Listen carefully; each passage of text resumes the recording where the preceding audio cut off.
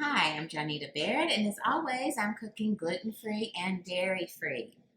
Now, in the South, we have dressing. I know that in other places of the country, they call it stuffing, and it's a little different than the Southern style dressing. So, this is our family's recipe. Actually, it's a combination between my husband's Louisiana family and my grandmother from Tennessee. I kind of combined the recipes a little bit and changed them both to be gluten-free and dairy-free. So, the cornbread I made yesterday is right here, and I'm going to crumble it up in this big bowl. This is gluten-free cornbread, and you just actually crumble it up.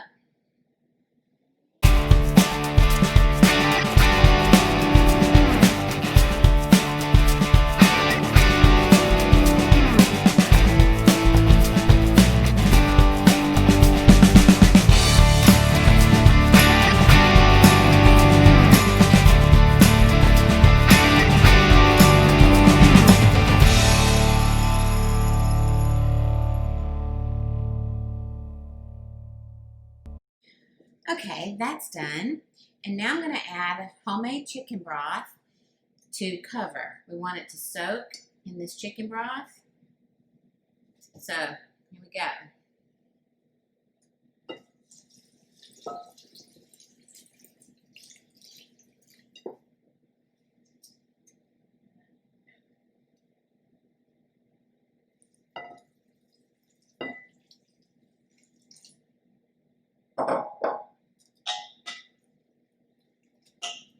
I'm going to show a close-up to you of what it looks like as soon as I get enough in here.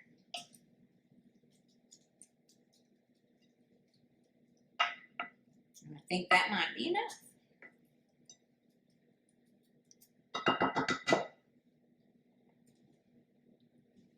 All right, can you see it's really loose? It's loose and juicy, watery, well, brothy. So that's what it should look like, and you're just going to let it sit. Now while it's soaking up all the goodness from that broth, we're going to cut up our vegetables and saute them before we add them to our mix.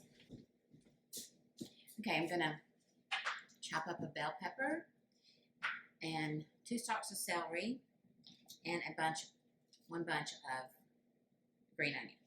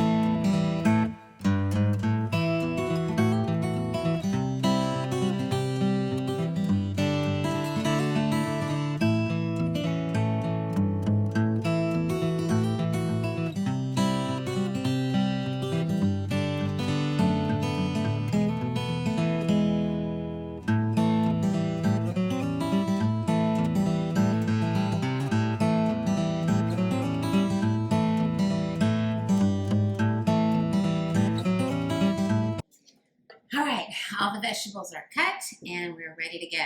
So I'm gonna open up this hot sausage. You wanna get breakfast sausage that's labeled hot. There's a few kinds I like. Jimmy Dean is one of them. The Tennessee brand is one of them. But any good hot sausage that you like. Now, if you don't like spice too much, then you might could just use a regular one. But we always use a hot sausage. So I'm going to take all these vegetables, this sausage, and crumble it. And we're going to saute it over here. So let's do that. I'm going to move the camera. Okay, so as you can see, I've already fried 5 pieces of bacon. Let's set it aside over here. It won't catch on fire. So I've fried 5 pieces of bacon, and I have bacon grease left over here that we're going to use in this dressing as well. I have the oven preheated to 350, so that's where we are. I'm going to add just a little bit of oil before I add the vegetables. It'll take a little bit of time for the grease to get out of the sausage so that the vegetables won't stick. So in goes our bell pepper and our celery and our onion.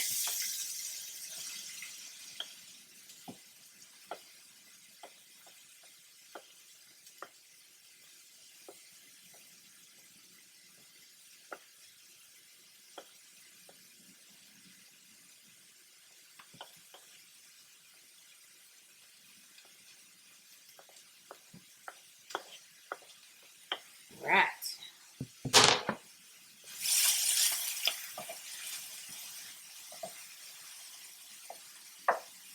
I'm going to have this on medium to medium high. Because I don't want to brown it. I just want to let all the flavors come out before we add it to the dressing.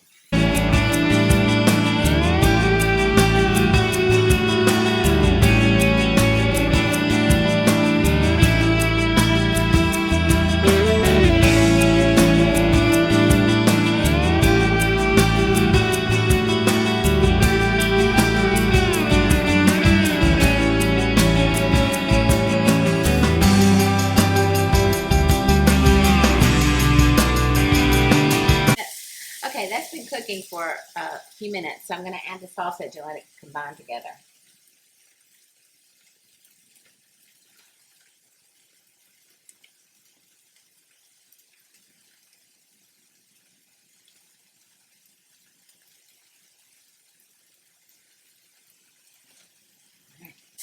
Okay, that's been cooking for a few minutes, so I'm going to add the sausage and let it combine together.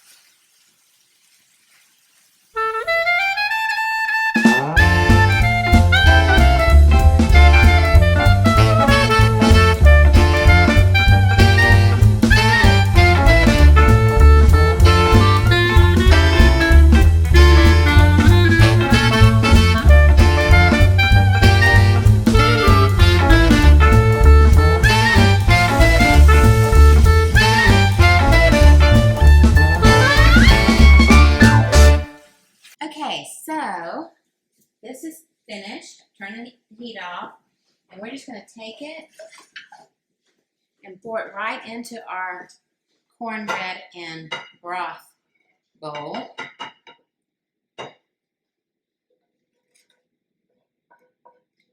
You want to saute it until the vegetables are tender and the meat is all the way done.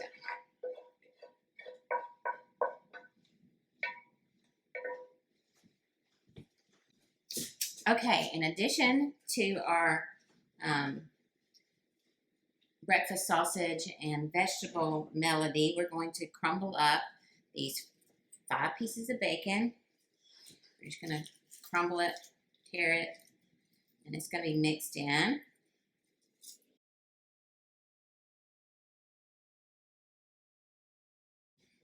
Okay, so now we're going to add some cracked black pepper, as much as you want, or as little as you want. I like a lot of pepper in mine, so after I taste it, I may add some more. 1 teaspoon of ground sage. My grandmother would always say that people ruin their dressing because they put too much sage in it. So, we're not going to put any more than 1 teaspoon. Okay.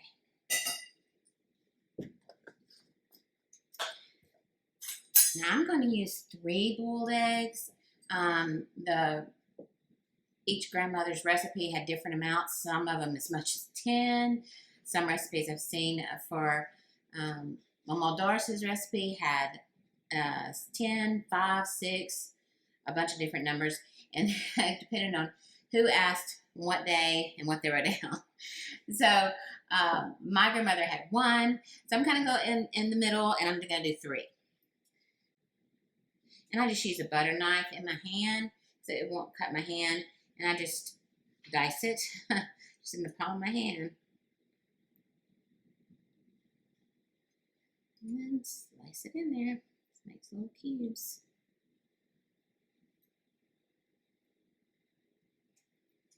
You know, we're cooking at home. We're not in a restaurant, so everything doesn't have to be perfect. It's okay. Most important thing is that you enjoy it and your family enjoys it, because cooking is a way to show love to your family.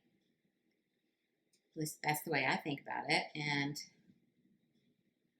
so as long as it's good, then it's all good. Even if it's not good, it's all good because you did it out of love. You cooked for your family. When I was first married, I was learning to cook. I did not know how to cook at all. And some nights, my husband would come home and I would have this meal cooked. And we would sit down at the table and take a bite or two, and I would watch his face, and he would try his best to not say anything bad about my effort. He would eat it, and he would smile, and I would look at him, and I'd start smiling because it wasn't very good.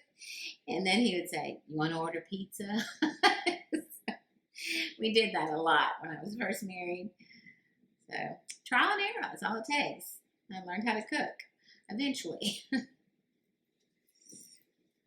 Okay, so we have everything in except for the raw eggs. Now, one grandmother used raw eggs. My grandmother used raw eggs in her recipe. My husband's grandmother did not. So I'm going to use 2 to bind everything together because it's gluten-free, so I think it needs the eggs.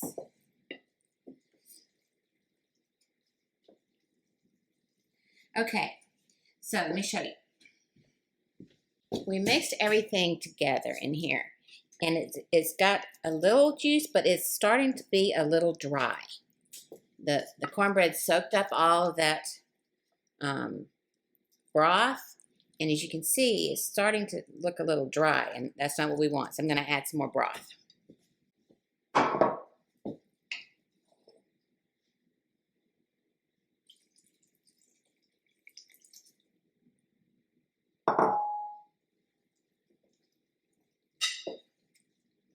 Remember, this is going to cook again for 30 minutes in 350-degree oven. So if it starts off dry, then you're going to have dry dressing. And Chad's grandmother would always say, if your dressing needs some gravy, then it's too dry. So we don't want to have dry dressing. It's a no-no.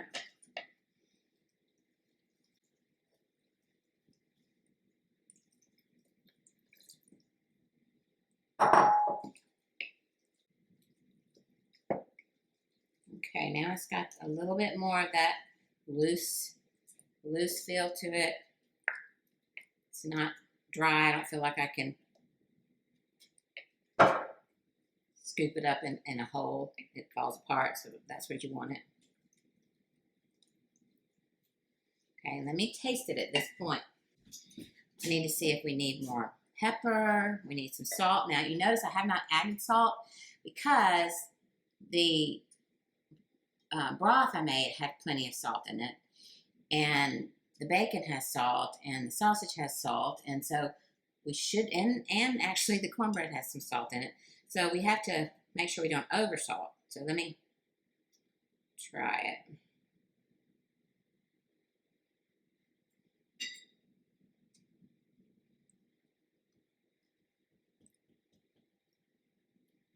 Coming along. I think it needs a little more pepper.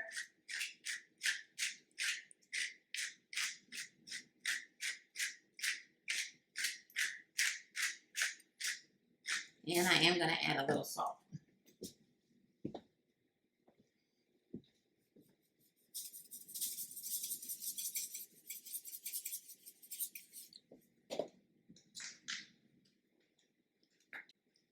All right. Let's taste it again.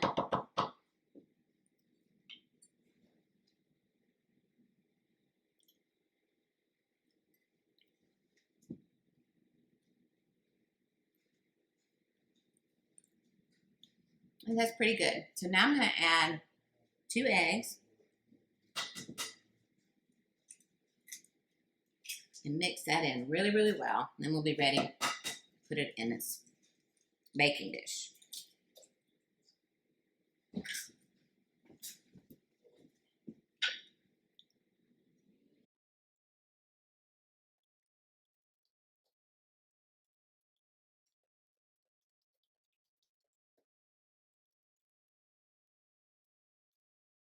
Okay, that is well incorporated. Now, normally what I would do at this point, I cook for like 3 days before Thanksgiving.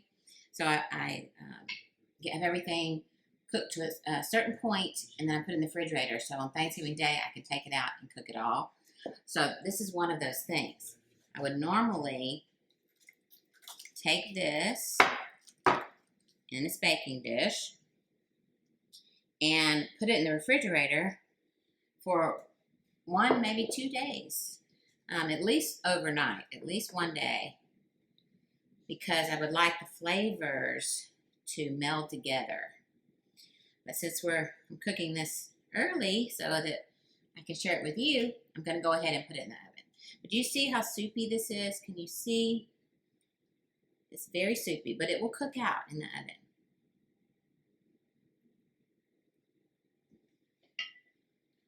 All right, 350, here we go.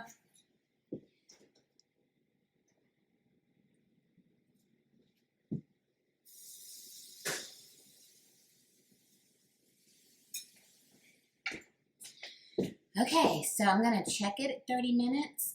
It may take longer because it's very juicy, so it may take up to 45 minutes. But I'm going to check it at 30, and I'll be back when it's ready.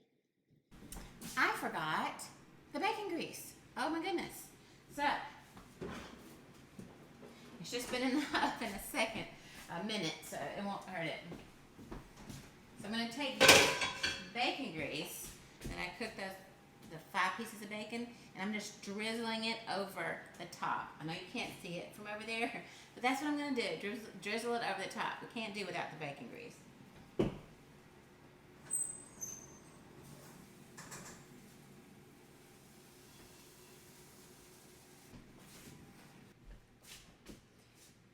Okay, it's been about 45 minutes. It was not ready at 30 minutes, so we went 15 more. So let's get it out. Ta-da! Yum. Now, if I was making giblet gravy, my grandmother would take a couple of spoons of this dressing and put it over in her gravy. But I'm not making that today, so we won't do that. But that is what we would normally do because it just adds a lot of flavor. I'm going to let this cool for a little bit, and then we'll slice into it and taste it. But see, it's nice and firm now. It's not all soupy like it was. So let's give it a few minutes, and then I'll come back. Okay, it's still warm, but I think it's cool enough to have a slice. This is my son's very favorite meal. Very favorite side dish at Thanksgiving and Christmas. So he'll be upset he's not here to have some today. It's very, very moist. Put a little extra on there.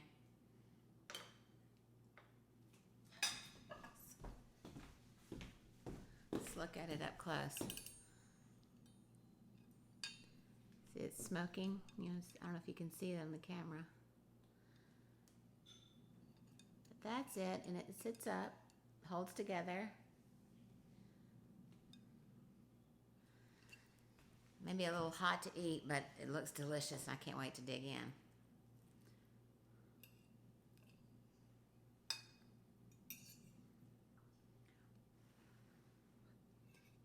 make it smaller so it'll cool off faster. Smaller bite.